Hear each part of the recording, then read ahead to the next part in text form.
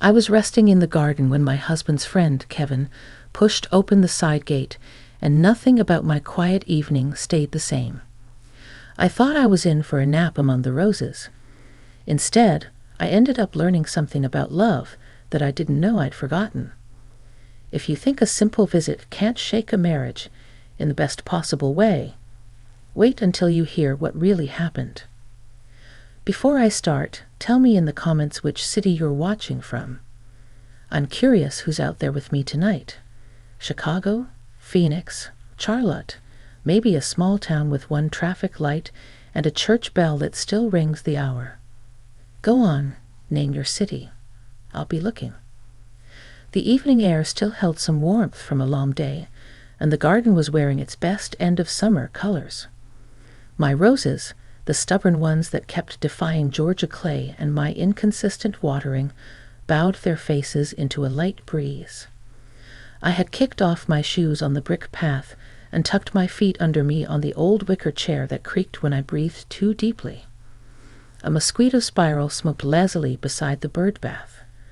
The house was quiet in that particular way you only get at dusk, when the day finally leaves your shoulders and the night hasn't claimed you yet. I had closed my eyes to listen. The neighborhood carried on like a gentle radio station, somebody's screen door, a dog offering its opinion about a passing squirrel, a baseball game on in a distant living room. So when the latch of our side gate clicked, I didn't jump. I opened one eye and saw Kevin's outline against the pale evening, a taller shadow framed in honeysuckle. "Margaret?" He lifted a hand, almost sheepish. Gate was open. "Okay if I come in?" He always asked like that, Kevin, with his polite caution. He's one of those men who makes space without announcing that he's doing it. Rugged in a soft way, worn denim shirt, clean hands that still looked like they remembered hard work, the slightest silver at his temples that he joked about when the light hit him wrong. My husband and Kevin had been friends long before I married into their circle. Boyish fishing trips that turned into once-a-year promises, projects in the garage that never quite got finished but gave them 6 Sunday afternoons of laughter to remember anyway. "It's okay," I said, sitting up and smoothing the skirt of my summer dress. "You found me in my natural habitat." He smiled and held up a small tool case, the socket set my husband had lent him. "Returning this before I forget. I was driving by and saw your lights. Figured I might catch him." "He ran to the store," I said. "You know how he gets about charcoal. Swears there's a right kind they keep hiding from him on the top shelf." "That man and his grill," Kevin chuckled, setting the case beside the porch steps. "Mind if I sit a minute? Only if you're up for company." There it was again. Only if. He didn't assume, and I noticed it because so many people do. "Sit," I said, pointing to the bench across from me. "I've got iced tea. Not too sweet. Don't tell anyone." Kevin eased down, carefully, as though my garden had rules he might break if he wasn't gentle. We made small talk at first. He asked about the roses. I told him they were dramatic and ungovernable, which I admired in plants even when I didn't in people. He gave me an update about a fence he was fixing for his neighbor, and I teased him about using a level when everyone else used guessing and prayer. As the sky shifted from honey to pewter, something in the quiet deepened, like a room pulling its chair closer. He glanced at the wind chime, a simple row of seashells I'd strung last year, and then back at me. "Can I say something without sounding odd?" he asked. "You just asked permission," I said, "so you're already ahead." He smiled but didn't rush. "I stopped by to return a tool. But I wanted to see how you were. You've looked tired lately. Not in a bad way, just carrying things." It was a tender, careful observation, the kind that can be mistaken for prying if it isn't wrapped in respect. I looked down at my hands.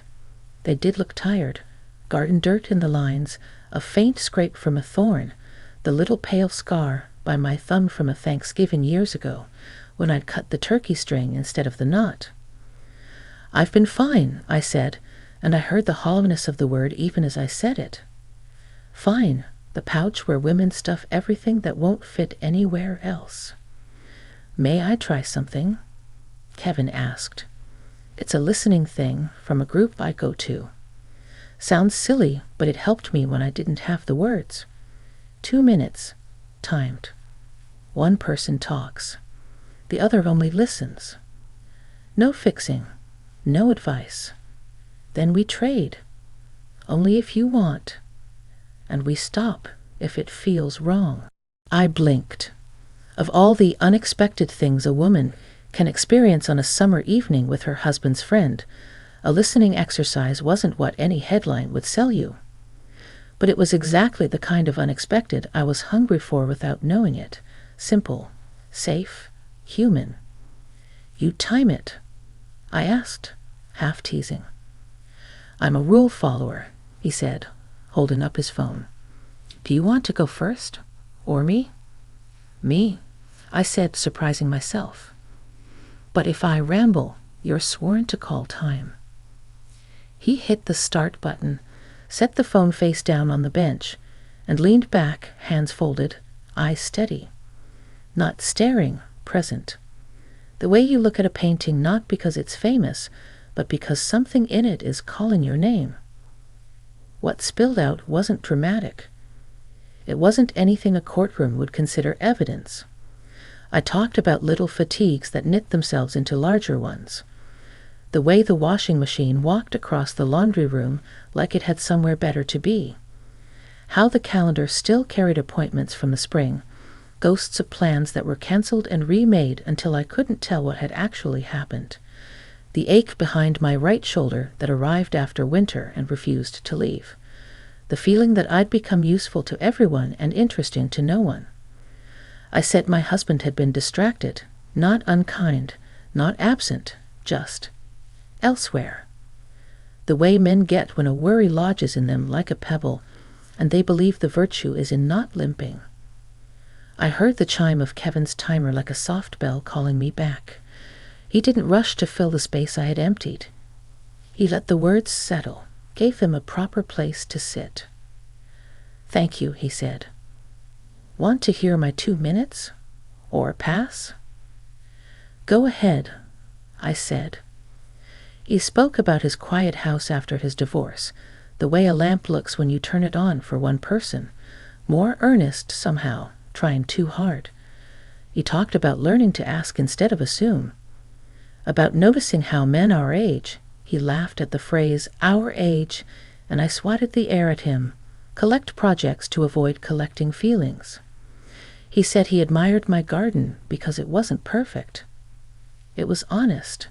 It bloomed despite the clay, not because there wasn't any. The timer chimed again, and we both exhaled. 2 people on opposite benches, a safe foot of space between us, and a larger space filled with words neither of us had planned to say when the gate clicked. He picked up the seashell chime and rolled one of the shells between his fingers. "Do you want help rehanging this?" he asked. "The knot's loosening." "Please," I said. "That knot's got better days behind it." He stood and reached up, and the denim at his shoulder stretched. He worked the shell string free, tightened it, then paused. "Is it okay if I step onto the bench to reach the hook?" he asked. "Go ahead," I said, holding the bench steady. He climbed up carefully, and I steadied the wood with my hands. That tiny sense of teamwork, silly as it was over a $20 chime, warmed the air.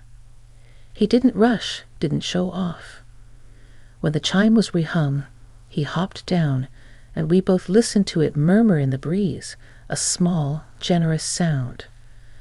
"You know," he said, "I didn't only come to return the socket set."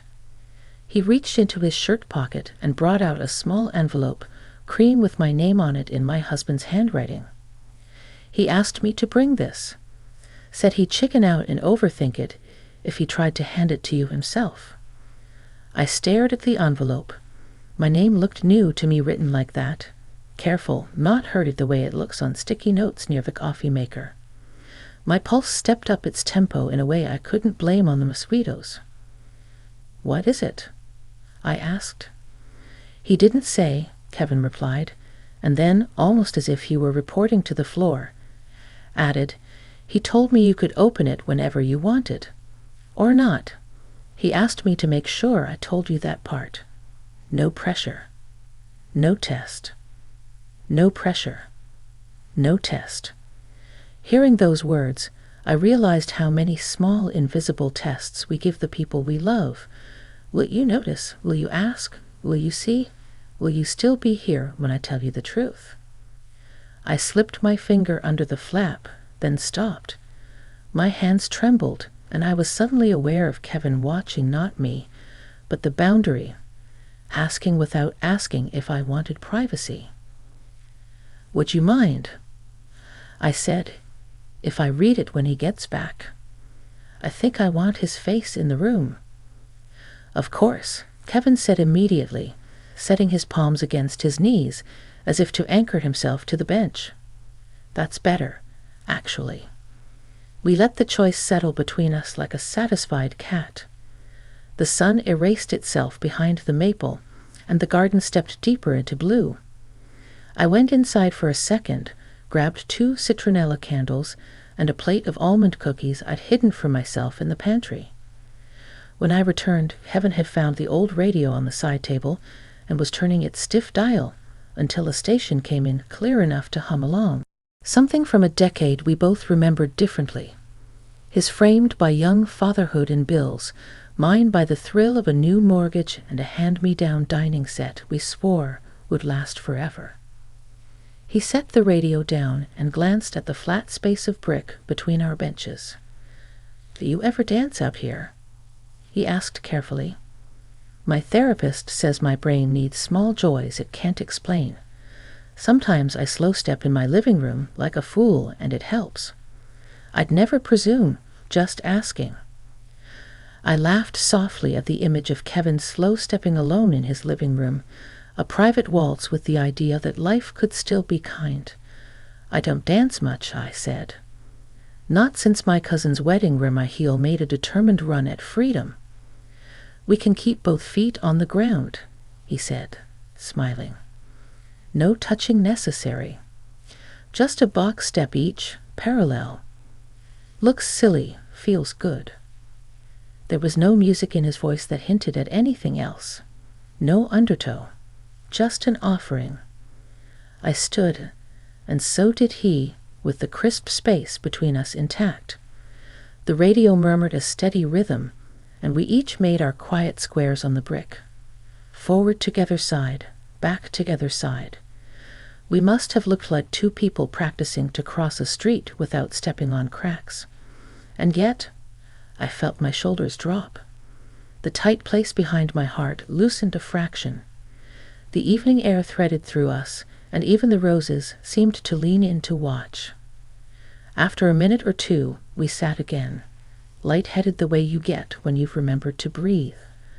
Kevin reached for his tea, then set it down, as though remembering something.